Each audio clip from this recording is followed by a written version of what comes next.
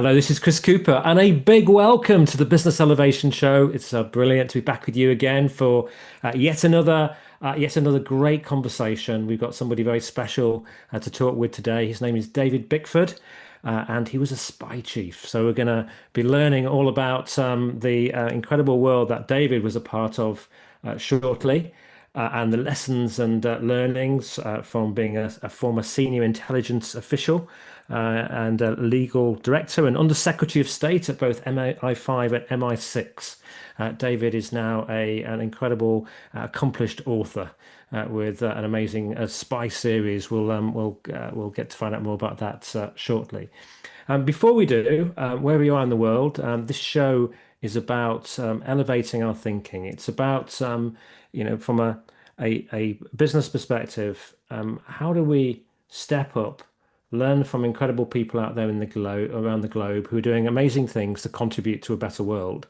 How do we how we focus and improve what we're doing such that we don't harm the world's resources, we don't cause damage out there, but we contribute to a narrative of good and improving the world rather than being a drain on it and contributing to all this noise that we experience around the globe and what feels like a very difficult time. But it's also a time of great opportunity and a time to really contribute and do something well. So this show is really focused on that. It's focused on amplifying good and learning how we can be better human beings, how we can contribute to humanity in a really great way. I had a few weeks ago, I just had a couple of weeks holiday actually, so I played a couple of repeats, but I just want to mention a show in July, which you can find in the archive. It was with Leilani Rashida Henry, and we talked about the incredible story of George W. Gibbs, who was her father and the first person of black origin to actually go to Antarctica. And since then, Leilani has been to Antarctica several times to uncover the incredible journey of her father and his experiences out there, and also the way that he was treated actually, which it wasn't great being a black person in those days. He was treated and had to become like a chef, even though he was extremely skilled. But he was treated really well on board, and he was allowed to actually be the first person on that journey to step onto the ice. He was given great respect by his team. So we learned all about his life and the lessons and learnings of that journey to Antarctica. So it was interesting and fascinating and thought-provoking. So if you've not listened to that, do go back into the archive and listen. So today, I'm excited to say we're joined by David Bickford CB, and he's a former senior intelligence official. He served as legal director and Under Secretary of State for both MI5 and MI6.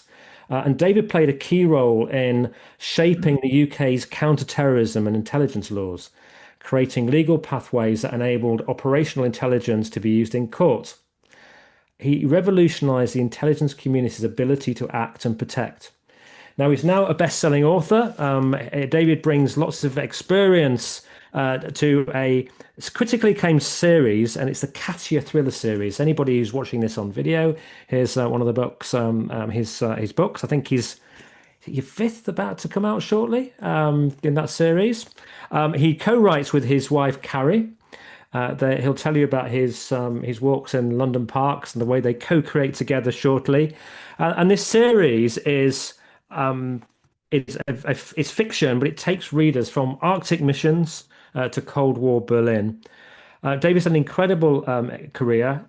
He is very insightful. He recently very kindly spent an hour with myself and my 15-year-old son, and it was just a joy to hear his wisdom and the way he connected with my son Daniel and how he was helping him to reflect on what is success in life and what David's lessons have been, what he might have done if he went back to being 15. So we might just touch on that a little bit as well, because there was a beautiful energy between the two of them.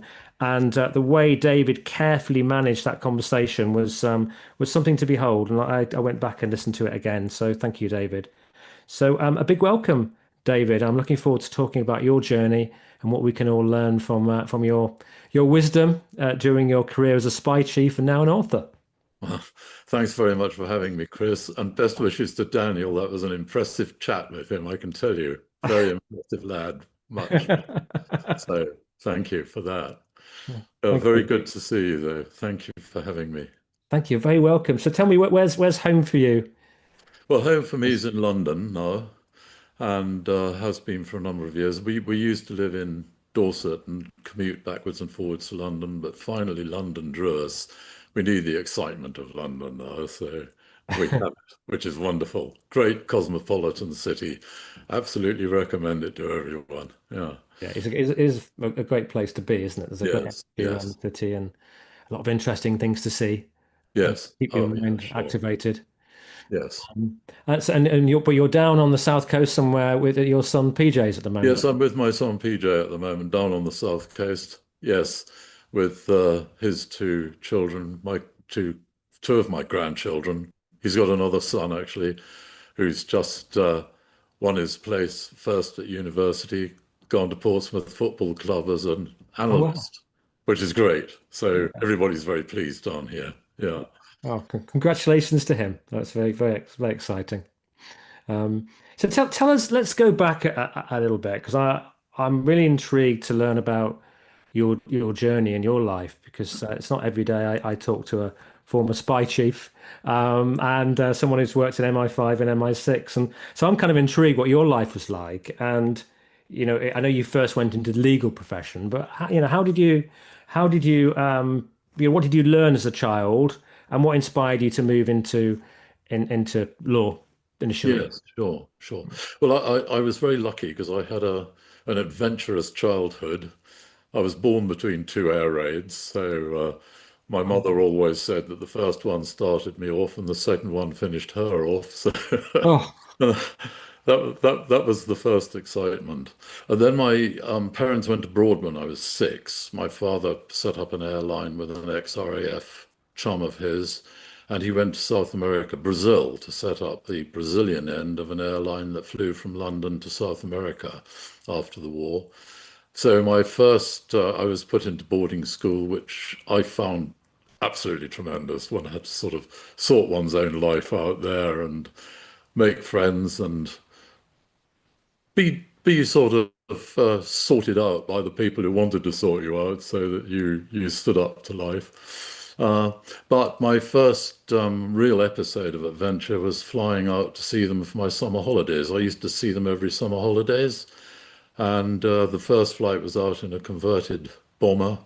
Took 2 days. oh, really? Yeah, I was 6, and I had a Wow.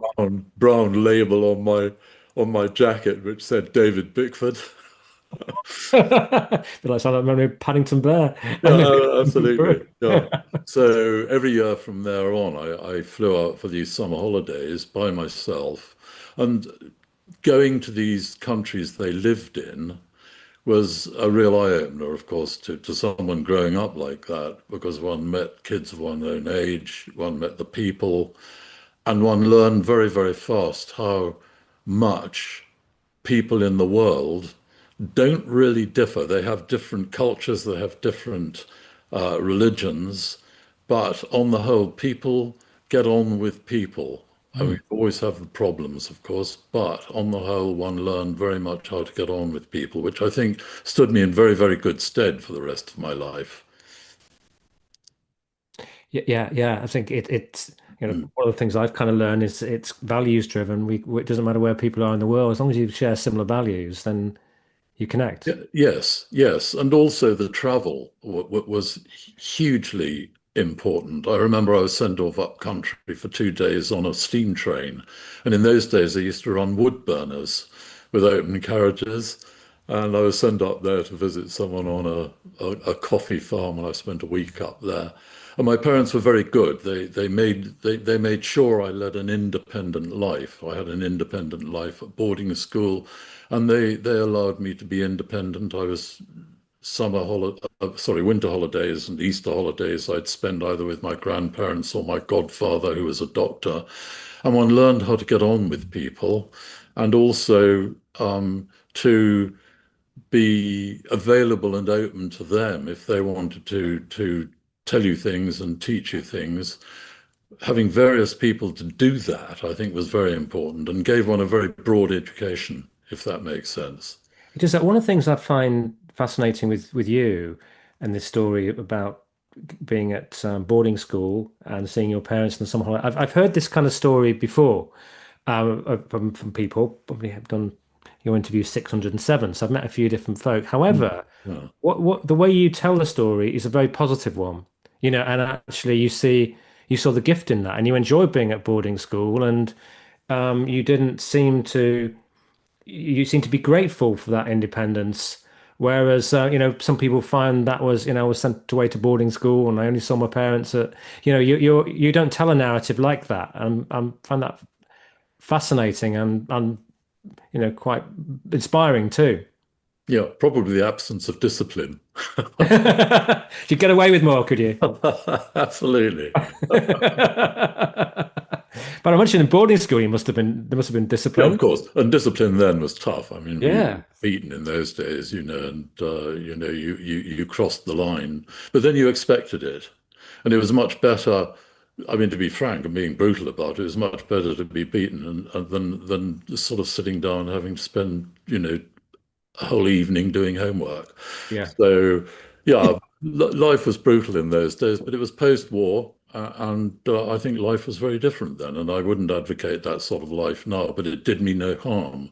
mm, And most of my friends who, I still know from those prep school days, probably three or four of them, we all came out of it pretty much whole. So yes, it taught one independence. For instance, we started boxing as soon as we went. Everybody had to box right, for the first term, and if you were any good at it, you were kept on. If not, you didn't have to pursue boxing. But boxing taught one, A, to look after oneself, but also, curiously enough, that if one was put up against someone who was weaker than oneself, you did not want to go into them. You had a sort of mutual respect for each other, which also goes through has gone through my life. Yes. So I've yeah. always been grateful for that. So what took you into law? Yeah, what took me into law was my uncle. He was the lawyer. He was a very good criminal defense lawyer, and he was a lawyer for Ruth Ellis, who was the last woman to be hanged. Oh, right. Yeah, and he had a pretty rough time because there was no defense in those days for her, and she was hanged, and it really hit him hard.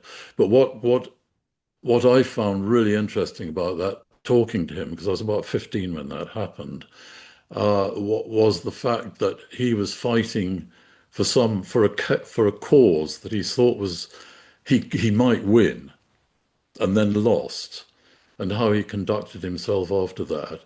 And I found a sort of common cause with the law because I thought here is something that one might be able to use to do some good. Does that sound Yeah, yeah, Perhaps it does. I don't yeah. know. It's in line with what we're about in this show. Uh, Yeah. yes, yeah, sure.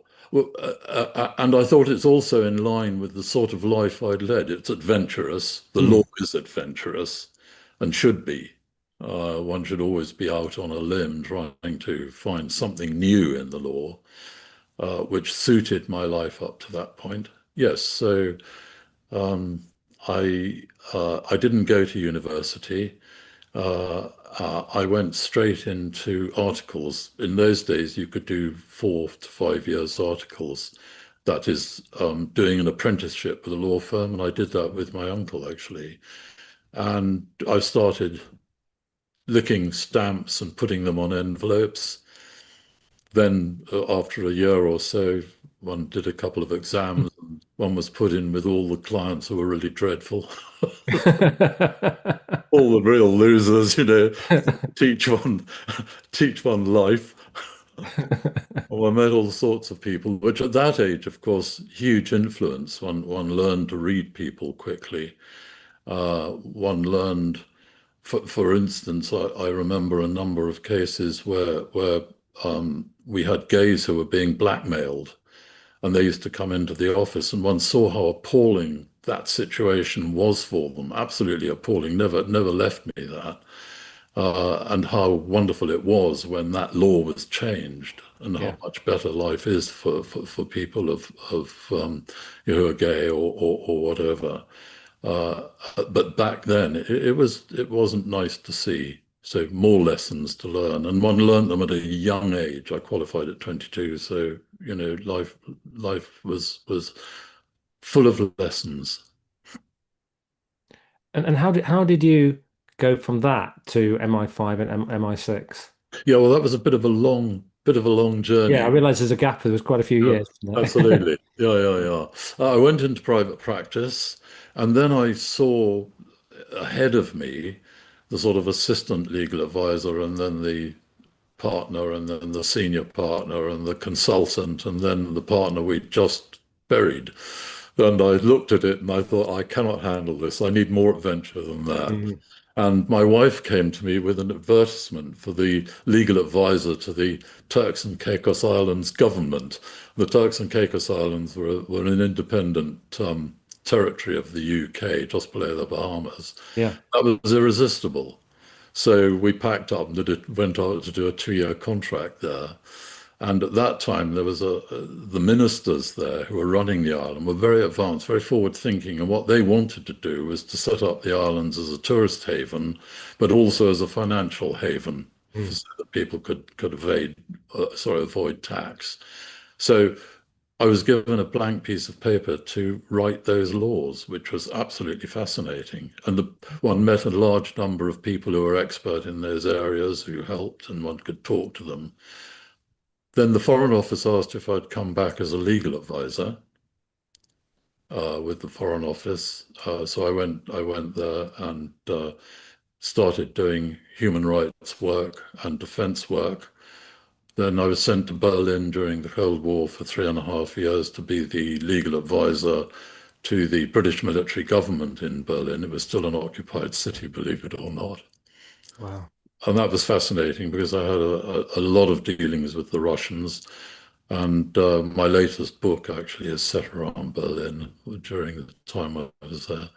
And then I went back to the Foreign Office and did a lot of defense work and also a lot of work with the Americans on countering narcotics trafficking and money laundering. And the MI5 and MI6 were going through a transition at that stage, sort of coming towards the end of the Cold War and starting to meet the needs of counter-terrorism. And I was asked to go in and set up the legal framework for allowing the agencies to deal with terrorism rather than countering espionage. So that's a short, at least I hope it's a short summary of where I got to. Well, it's a fascinating career. And maybe for our listeners, it might be helpful just to explain the difference between MI5 and MI6 and their roles.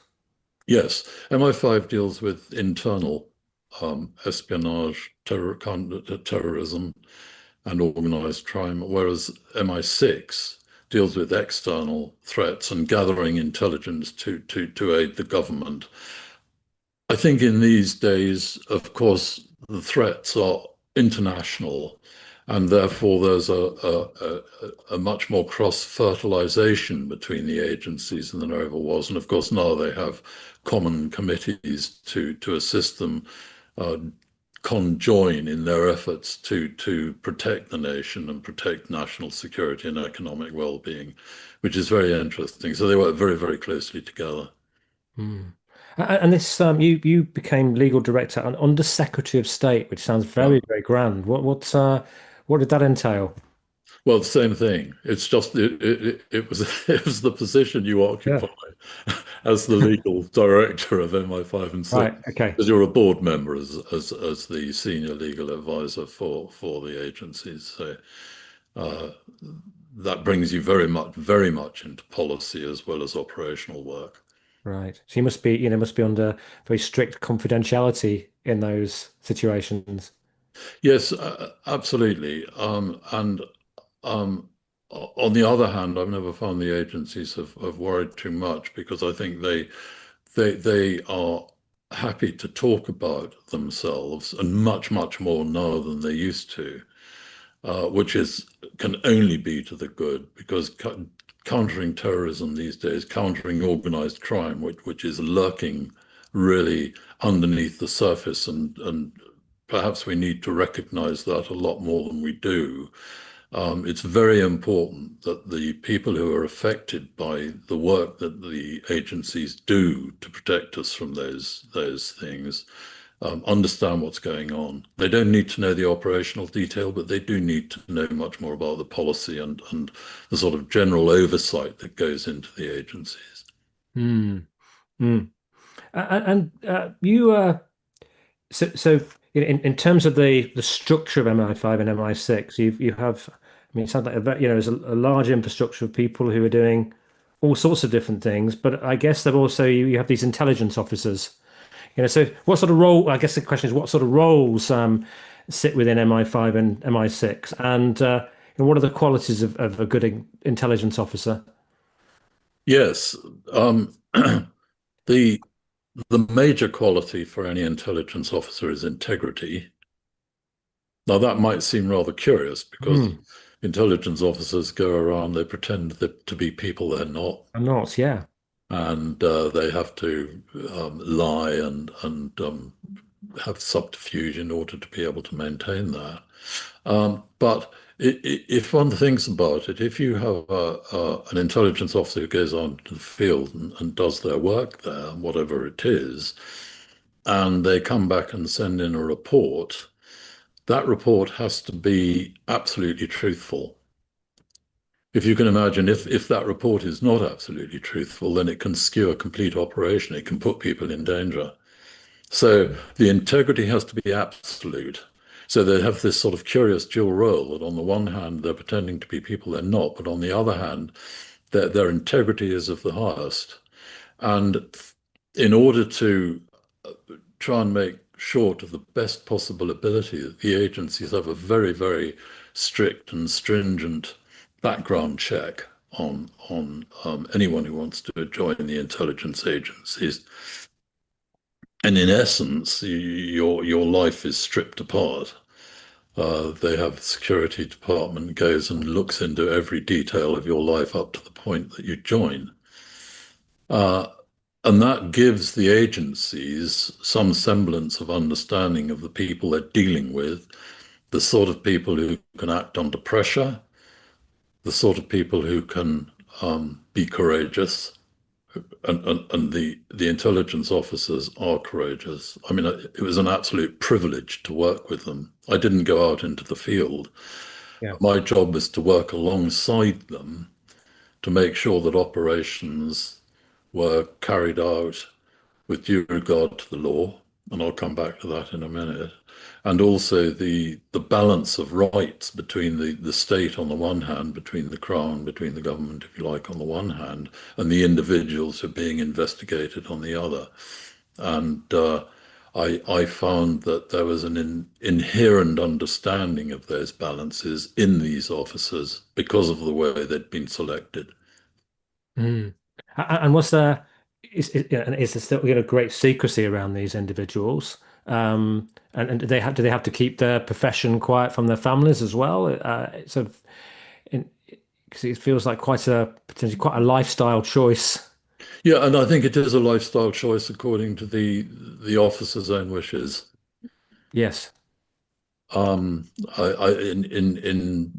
days gone by, there was that sort of pressure was put on officers. They were not allowed to tell anybody. But Mm. I think in this day and age, life is a little more understanding than that. Right. And also the changes that I was involved in that were made at that time when I joined uh, were that we introduced counselors, and now we have psychologists. We have people that the officers can go and talk to in confidence about any problems they may have, the pressures they may face. And this is absolutely vital and is really, really important for them. And they have that sort of solace, if you like. They know they're being looked after. Very important.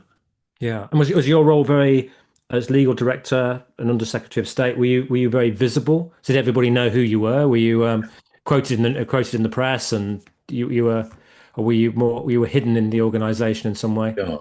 Well, at that time, the time was of transition. And the agencies that when I joined were totally secret. Right. Hardly anyone knew about MI5 or MI6, and if you Mm. uttered the words, the tower loomed sort of thing. But we were moving into counter-terrorism, and what I found when we joined, and quite rightly too, was that dealing with espionage, one wasn't prosecuting people. The last case, or the first case that had been prosecuted for about 40 years, was one I took on when I almost first joined, which is interesting. Mm. So, but with terrorism, one of the major elements in terrorism, you must try and prosecute people who you believe to be terrorists. So when I arrived, the officers were all pretty frustrated because they were sitting on lots of information about terrorists that they couldn't use in court. Right. So my job was to make sure that they could. And the first thing was the agencies weren't legislated for. There was no legislative base on which they could operate. So we introduced legislation to do that, uh, which meant that the agencies were limited in what they could do in terms that if they wanted to investigate someone, it had to be necessary. You had to make the decision that whoever you were investigating was a threat to national security or the economic well-being, or was potentially a threat. Mm. And then whatever you did in order to get to grips with that problem was proportional to whatever that person was doing. So the lawyers had a job of talking with the operational officers as operations were progressing to See. make sure that those 2 points were respected. Then, of course, there's the human rights situation, freedom of association, freedom of speech, freedom to life, right to life. Mm. These were elements that had to be discussed with officers as the operations progressed.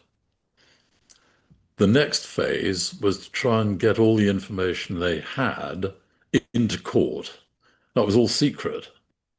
Yeah. So how do you get secret information into court? How do you protect agents' names being produced in court? How do you protect place the operations as to how you put eavesdropping devices into houses or bugs if Mm. Mm. property? So what we did was we created a legal procedure whereby we could operate with the officers to make sure that the information was properly presented to the court. I see. That that's one thing. The other Yes. thing was that if there's any information that's useful to the defense in a prosecution, that has to be revealed to them. Mm. Now, if you're dealing with very secret information, that can be a major problem, as you can imagine. Yeah. So the object for the lawyers was to work with the operational officers to conduct the operation in such a way that that situation didn't arise. In other words, it was conducted in such a way that the law and the human rights were respected, but that you didn't have any information that was going to be useful to the defense that you didn't already reveal. The final arbiter, we decided, was going to be the judge at the trial. And in those days, now it's slightly, it's the same, but the procedure is slightly different. And that is the judge sees every file, or now somebody on behalf of the judge sees every file that was used in the operation to make absolutely sure there's nothing that can aid the defense. So the job of the lawyers and the operational officers was quite complex. Yeah, it is. Yeah. Very, very interesting. And I'm sorry if it sounds over complex. I'm trying to sort of simplify it as much Yeah. as I can. So that's what we did in order to be able to bring terrorists to book. And it worked. We were Mm. very lucky. And the operational officers were absolutely brilliant because they switched from being totally secret 1 minute to being in the position where if you went into a house, for instance, to plant an eavesdropping device, you actually had to make a note of what you were doing and how you were doing it so that the judge could see it. I see. Right. Now, you are busy in a house in a very dangerous situation, and your mind is working on how to plant your device, but at Mm. the same time, your mind has to also consider how you're going to make your report and the report you have to make. Yeah. I found the officers absolutely incredible. As I say, it was a total privilege to work with them. Really, really. Well, on that note, we're going to go to commercial break, and after the commercial break, we're going to find out more, more about some of the things that David learnt through this experience. He's got a lot of wisdom and a lot of insights, and then we'll also talk a little bit about Katya and his work today, writing incredible fiction that inspires and engages people in this today's tumultuous world of with rapid technological change, etc. So do join us again after the break. There'll be some golden nuggets for you to take away, I promise.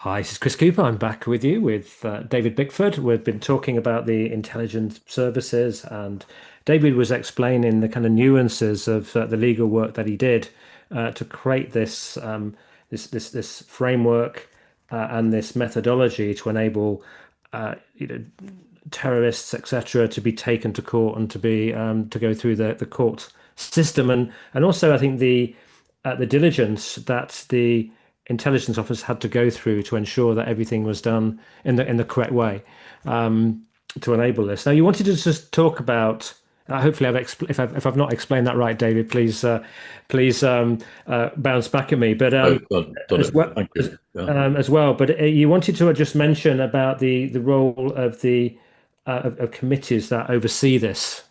Yes, yeah. I think, as you can see, there's a lot of complexity that goes on, and really and truly, the those complexities need to be overseen, and they are by the oversight committee, parliamentary oversight committee, also by the independent oversight commissioner. The agencies welcome oversight because it gives them the confidence that what they're doing is overseen and seen by the public to be in conformity with the law and also with the human rights of individuals. But I think at the moment there is a situation where the Independent Oversight Commissioner might not have sufficient backup, sufficient administration to conduct sufficient oversight. Right. Now, that is not a good position to be in. It's not good for the agencies, and the agencies themselves wouldn't want that position. So if there's any possibility of the Oversight Commissioner having a better ability to oversee the agency's work, so much the better. Yeah. Yeah. Excellent. I want to Mm. just look at some of the wisdom that you gained from doing this work in terms of things that may be transferable across to people who are running business, for example. And one of the things that I think is interesting with your work, it was some of the elements were clearly more secretive than others, but you must have been privy to lots of different pieces of information in the past. Some of those probably quite shocking. And for some people that might mean losing sleep. And sometimes when we're leading and we're running businesses or we're doing roles, there's certain bits of information that we can't share widely. You've got to hold it to yourself. How do you manage to keep that sort of psychological distance in your work so that actually you can function as a human being and not be overloaded by the stress of it? Yes, I think independence is the first quality or the first necessity. One has to remain independent. For instance, within the agencies, I was sort of with them, but not of them, if that Yes. makes Yeah. sense. One could stand back. I think as a lawyer, that is something that one has to have anyway. One cannot uh, become part of one's client. You have to stand back from your client in order to be able to advise. So, of course, the agencies were a client in terms. So, yes, if you are a person who is used to being independent, I think most people who lead are, because they wouldn't be in that position otherwise, then use it to stand back from the situation, and that means that you will not go to bed at night worrying. Okay. Okay. So is that kind of like uh, taking yourself to a level above the situation so you can look down on it and survey it rather than being in it? Because like if you get Yes. Yes, absolutely. Not the people, because one has to understand the people and the stresses they're under. But as far as that and the situation is concerned, one has to stand back from it, Mm, keep away from becoming involved, and becoming a sort of touter of the story, if you like. yeah. Keep the story at a different level to you. And it's much easier to be able to advise, in my opinion, at that point. And how do you handle things when maybe I don't know you've experienced this in your career, but when the heat suddenly feels like it's being focused on you, Hmm. when Yeah, you same suddenly thing. when you are the center of attention, and actually maybe people are saying, this has gone wrong here, and they tend to look at who's in charge, don't they? Yeah, stand back and be honest. Yeah. If something's gone wrong and one has done something wrong to help it go wrong, stand back, admit it, and put it right. Hmm. Hmm. No good trying to fluff. And so often, one of the jobs I had when I first joined the agencies, what was to talk to the press and media. They hadn't had a situation where anyone actually was talking to the media then. And needless to say, the media was not pleased, quite right too. So my job was to create relations with the media, with the Director General of MI5 who set it off. And I found that being honest with the media was the way forward. Now, by being honest, you could say to the media, look, I can't talk to you about that. Yes. And if you could talk to them, then give them an honest answer. Truth is very, very important. So if you're being true and truthful with the press, then be true and truthful with yourself. Hmm. Don't fluff. So you look at the world right now, and I think about some of the global leaders in power and the behaviors of certain nations. Disinformation seems to be something that's quite prevalent, and actually, denial of situations when actually that might be untrue. And how do you manage disinformation in the system? Mm. And did it exist? You're saying you were always truthful, but it sometimes seems like things are maybe planted, and we have a like what? Discerning the truth. Yeah. Yeah, sure. There again, this, of course, has been part of the agency's life ever since they started, because they deal in a world of mirrors and mystery. Yes. I'm smoking. Yeah, absolutely. So they're constantly searching for the truth. So disinformation coming from social media is no different. There might be more of it and it might be more disparate, but nevertheless, they've been used to dealing with finding the truth Yeah. for a very long time. And the way they do it is by cross-referencing. You do not rely on a single source. Yeah. You try and find as many sources as you can in order to discern that little kernel that is the truth. Now, one of the problems these days, of course, is social media works so fast that discerning that kernel of truth can take a bit of time, and one can't Yes. really lag behind the timeline, as it were. Yeah. I think this is where AI will come into a lot of use, provided it's used in the way in which it can be in order to discern the truth. And I think the agencies will probably do that. I mean, I have no information as to what they're doing, of course, at the moment, but I'm sure this is how they will use AI to substitute for what used to be the human investigation to discern the truth. So more than one source, absolutely essential. Yeah. Yeah. So tell us a little bit. We've got about 10 minutes left at the maximum to the end of the interview. So we need to talk about a little bit about Katya. So tell us a bit about your work on Katya. Why are you writing about about intelligence work and espionage and things like that? And tell us a bit about that. The work behind Katya and why it's important. Yeah, sure.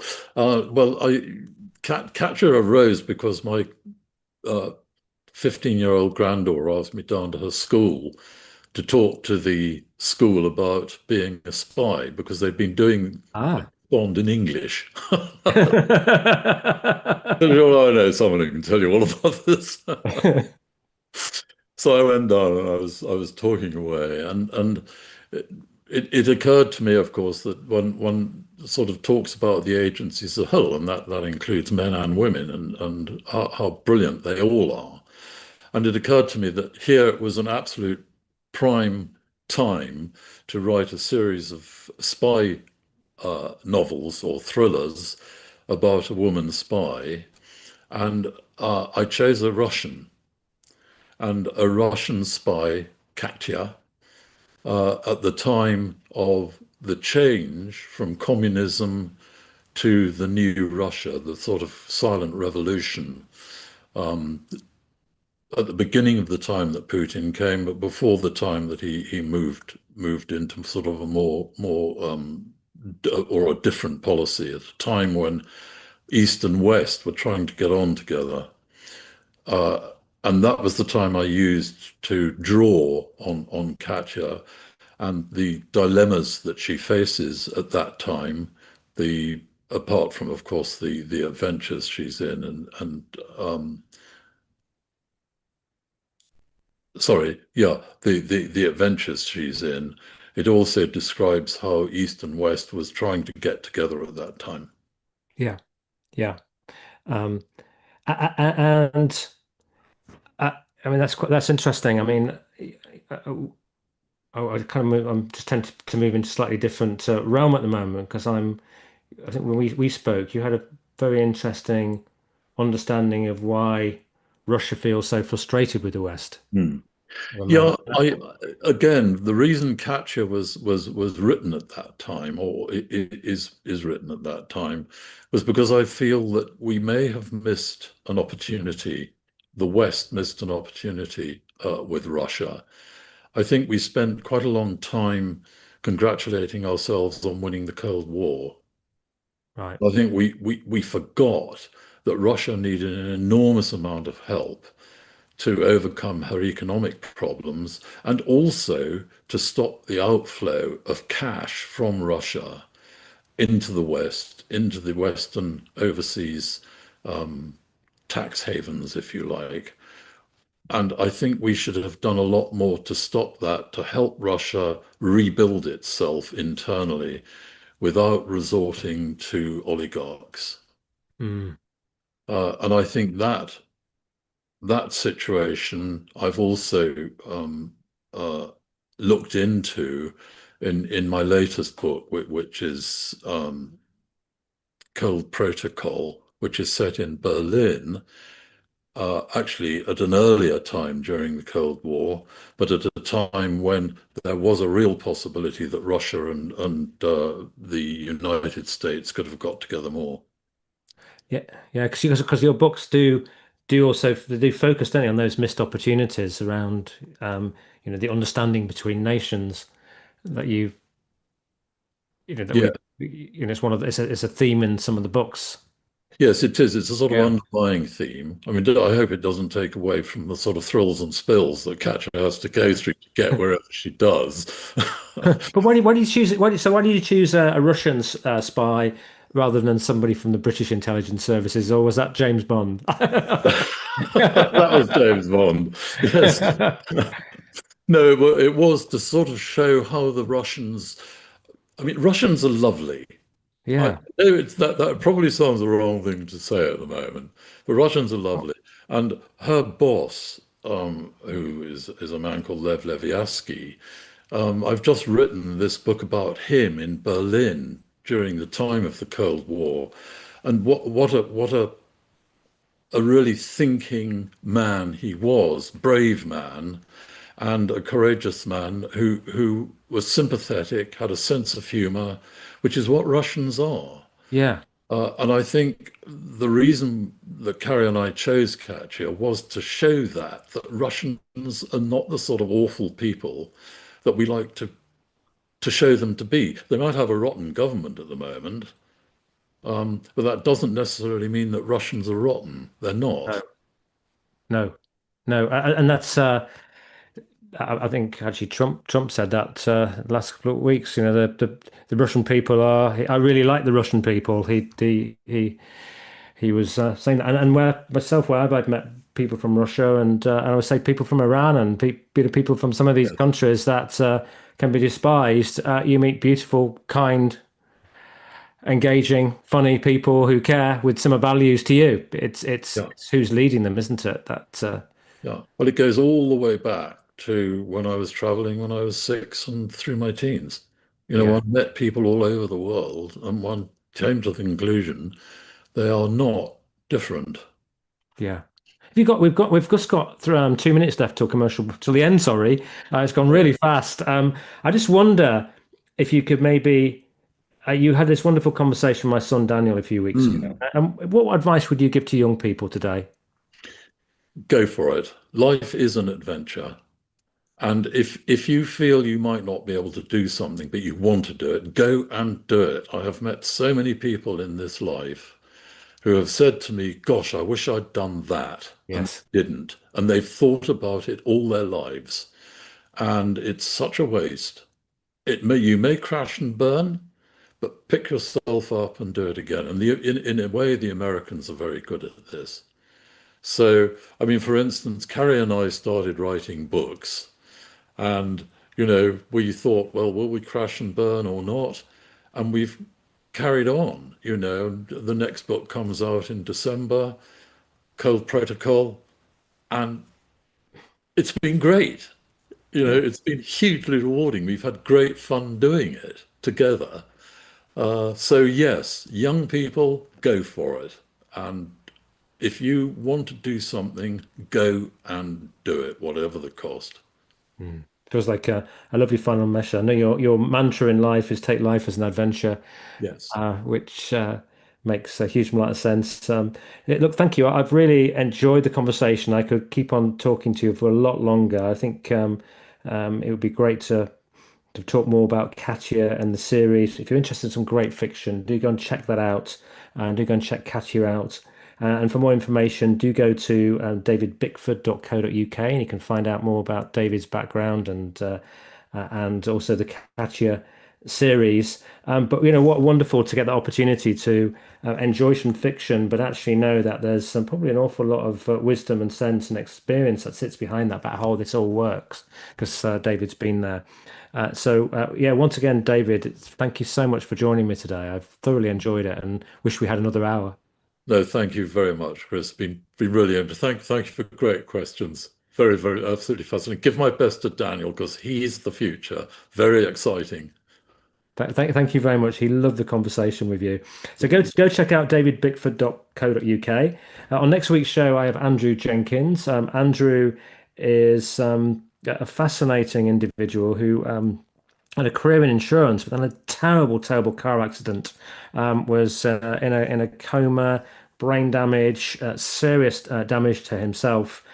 He became recently a sort of a reality TV star on The Traitors. So some of you who check out Andrew Jenkins in the UK, he was fantastic. He was the most likable, in my opinion, member of that TV show and that particular series. But we're going to talk about his experience of overcoming adversity. He's a great speaker as well. We did some work together recently.